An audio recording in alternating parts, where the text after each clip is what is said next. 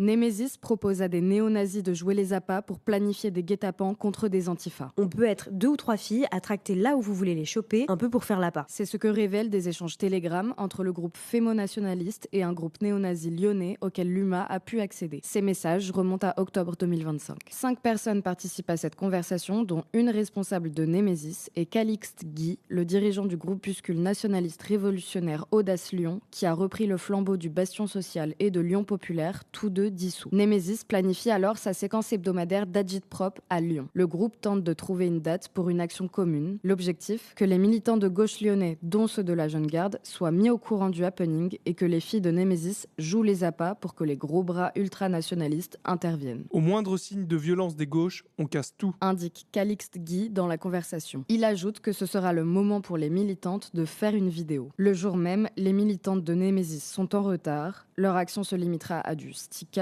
soit coller des autocollants de Némésis, et les militants de gauche ne pointeront pas le bout de leur nez.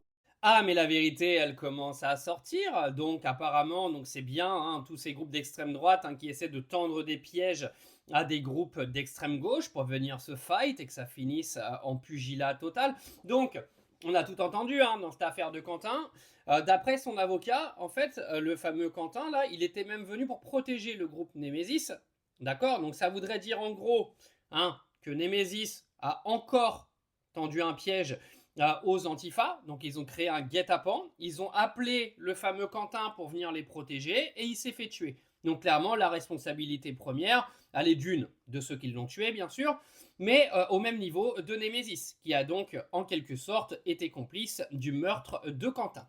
Non, mais il faut remettre un petit peu les choses dans le contexte. C'est-à-dire que vous avez un groupe d'extrême droite qui passe son temps à venir faire n'importe quoi et qui crée des guet-apens et qui mettent des gens en danger. Parce que c'est la réalité, le groupe Némésis est en train de mettre des gens en danger. Où est le gouvernement? Où est l'autorité de ce pays? Il faut dissoudre l'intégralité de ces groupes, qu'ils soient d'extrême gauche ou d'extrême droite, pour qu'enfin, et une bonne fois pour toutes, dans ce putain de pays de merde, les gens puissent se balader dans la rue paisiblement, sans avoir peur à chaque fois qu'il y ait une baston qui se déclare à gauche ou à droite, qu'il y ait des coups de couteau qui se baladent un petit peu partout, qu'il y ait des gens qui se fassent tuer toutes les 5 minutes. C'est devenu le Far West, ce pays. Où est le gouvernement? Où est Emmanuel Macron? Manu, c'est toi le boss de ce pays. C'est toi qui es responsable de tout ça. Jordan Bardella, Marine Le Pen, Jean-Luc Mélenchon, etc. C'est vous qui êtes responsable de tout ce merdier. Parce que c'est vous qui alimentez en permanence tous ces groupes avec vos discours politiques.